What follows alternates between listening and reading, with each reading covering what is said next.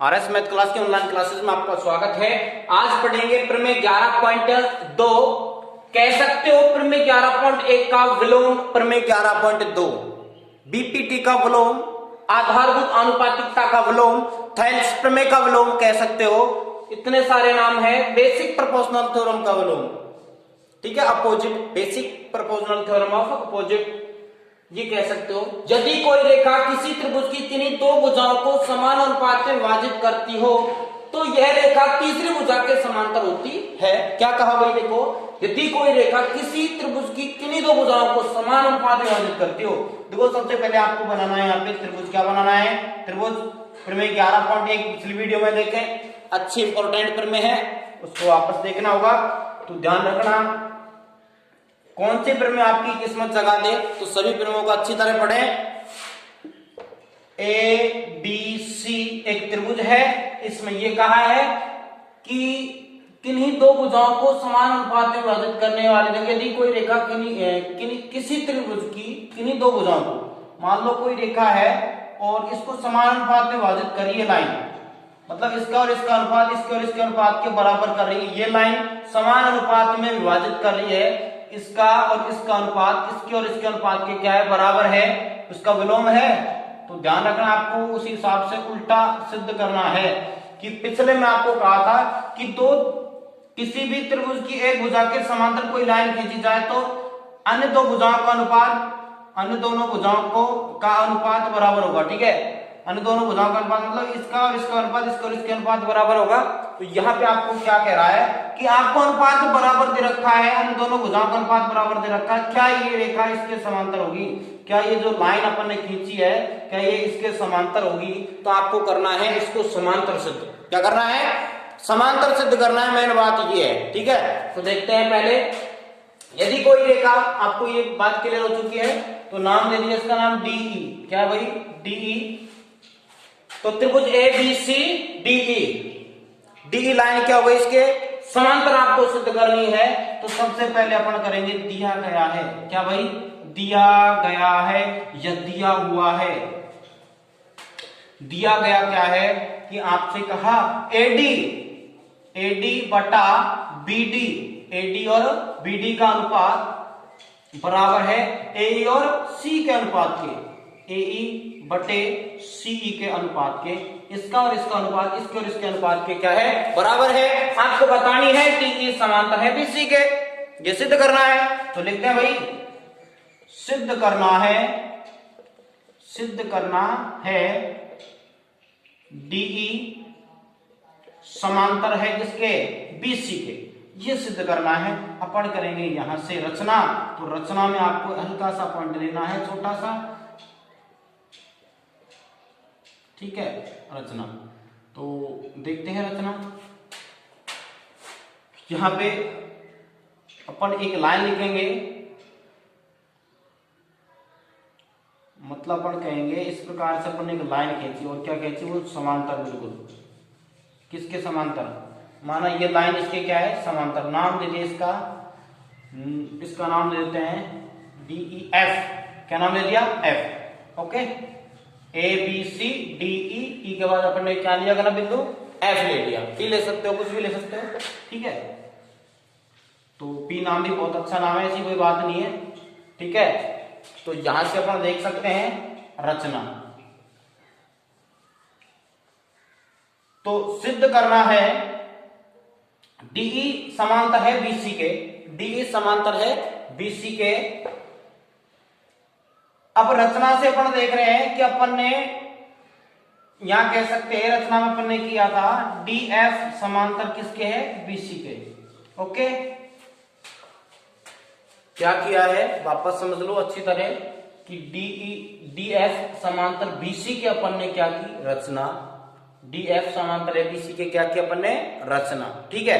अब देखते हैं आगे उपपत्ति। उपपत्ति चौथा पॉइंट होता है, जो क्या होती है? उपपत्ति। यहां से देखते हैं कि सबसे पहले आपको जो रचना की अपन ने, तो डीएफ समांतर है बीसी के, क्या है भाई? रचना से। ये क्या भाई? रचना से है। अगर ये रचना से है तो अपन कह सकते हैं कि DF समांतर है BC के, तो अपन कह सकते हैं AD बटा BD, AD बटा BD का अनुपात AF बटा CF, AF बटा CF के अनुपात के बराबर होगा। AD बटा BD और AF बटा CF, क्योंकि अपन को कहा गया है कि DF समांतर है BC के, ये लाइन इसके समांतर है, तो अपन ने पढ़ा है कोई भी लाइन किसी त्रिभुज की भुजा के समांतर यदि कोई लाइन है तो इसका इन दोनों का अनुपात के बराबर होगा। ठीक है, इन दोनों भुजाओं का अनुपात के बराबर होगा। बिल्कुल DF क्या थी, समांतर थी किसके, इसके, तो इसका और इसका अनुपात इसके AF और CF के अनुपात के बराबर होगा। ओके, यहां से क्लियर है, तो इसका नाम दे सकते हो समीकरण नंबर 1।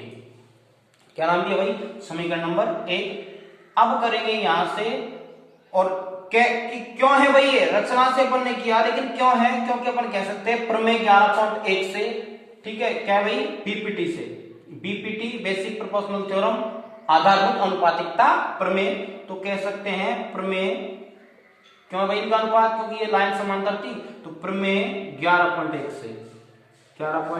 से, ठीक है, प्रमेय 11.1 से इनका अनुपात बराबर हो जाएगा, तो ऑटोमेटिक अपना काम हो रहा है। तो देखते हैं सेकंड पॉइंट आपको दिया गया क्या है, AD बटा BD बराबर AE बटा CE दिया गया, अपन पॉइंट लेते हैं, क्यों दिया गया है, इसका नाम दे देंगे समीकरण नंबर 2। क्या नाम देंगे, समीकरण नंबर 2। तो देखो AD बटा BD, एक साइड बराबर तो दूसरी साइड क्या होती है, बराबर, तो अपन कह सकते हैं समीकरण 1 व 2 से, समीकरण 1 व 2 से, समीकरण 1 व 2 से क्या होगा कि एक साइड बराबर तो दूसरी साइड भी क्या होती है, बराबर, तो अपन कह सकते हैं AF बटा CF बराबर AF बटा CF बराबर क्या हो जाएगा, AE बटा CE। ओके, AE बटा CE। अब ध्यान रखना, बड़ी, देखो ये छोटी भुजाएं हैं, छोटी भुजा को बड़ी भुजा में चेंज करने के लिए अपन को दोनों साइड एक जोड़ना होगा। क्या जोड़ना होगा, एक, AF बटा CF, हमेशा ये काम करते हैं, एक जोड़ते हैं, ठीक है, काफी जगह काम आएगा अपन को ये, CE इधर भी क्या जोड़ेंगे, एक, यहां से क्या लेंगे, लेस से क्या आएगा बताओ, CF इसके नीचे एक मानोगे, इसके नीचे एक मानोगे, इनका लेस आएगा, CF से CF कैंसिल, एक बार गया भाग, एक को AF से गुणा करेंगे तो AF ही आएगा, चिन्ह इसका प्लस का, एक का भाग CF में देंगे तो CF को 1 से गुणा करेंगे तो क्या आएगा, CF बराबर, इसी प्रकार से यहाँ लघुत्तम क्या आएगा, CE का CE में भाग एक बार, एक को AE से गुणा करेंगे तो क्या आएगा, AE, चिन्ह किसका प्लस का, एक का भाग CE में देंगे तो CE बार जाएगा, CE को 1 से गुणा करेंगे तो क्या आएगा, CE। तो आपको पता है AF plus CF, AF plus CF से क्या बनी, AC, क्या बनी, AC बटे में क्या है, CF बराबर, बड़ी भुजा लिया है भाई, एक दोनों तरफ एक जोड़ने से क्या हुआ कि अपनी बड़ी भुजा आ गई AC। इसी प्रकार से AE plus CE, AE plus CE, देखो AE प्लस CE, पूरी भुजा, ये भी क्या होगी, पूरी भुजा AC, ठीक है, CE बटे में है, बटे में रख दिया। आपको पता है AC से AC कैंसिल होगा, क्योंकि ये ऊपर बटे में, सॉरी गुणा में है, ऊपर 1 बटा CF के गुणा में है AC, तो बटे में आएगा तो AC से AC कैंसिल होगा, तो यहाँ काट सकते हैं, तो अपना बचा था यहाँ पे 1 बटा CF बराबर 1 बटा CE। अब करेंगे क्रॉस मल्टीप्लाई, वज्र गुणा करें, तो वज्र गुणा करने पर हम देखते हैं, तो आपका आ जाएगा CE बराबर CF, क्या आ जाएगा भाई, CE बराबर CF, CE बराबर CF। तो अपन कह क्या सकते हैं कि यहां अपन बात बता सकते हैं कि ये दोनों लाइन एक ही है, दोनों लाइन क्या है, एक है, और इससे ये सिद्ध होता है कि अपनी यहां से DE समांतर है BC के, दोनों लाइन एक ही होंगी, तो भाई ये दोनों लाइन एक है, उपरिष्ठ है, तो अपन यहां से कह सकते हैं बिंदु F व E या E व F उभयनिष्ठ बिंदु,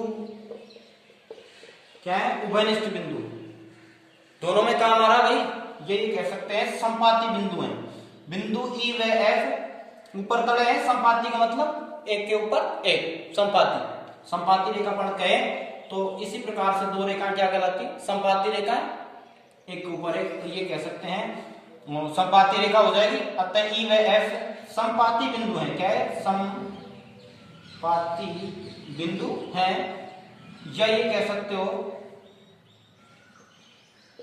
तथा ई व एफ संपाती बिंदु कह सकते हो, और डीई व डीएफ संपाती रेखाएं हैं। क्या भाई, संपाती रेखाएं हैं। अतः डीई समांतर क्या है, बीसी के, इति सिद्धम। अतः क्या कह सकते हो,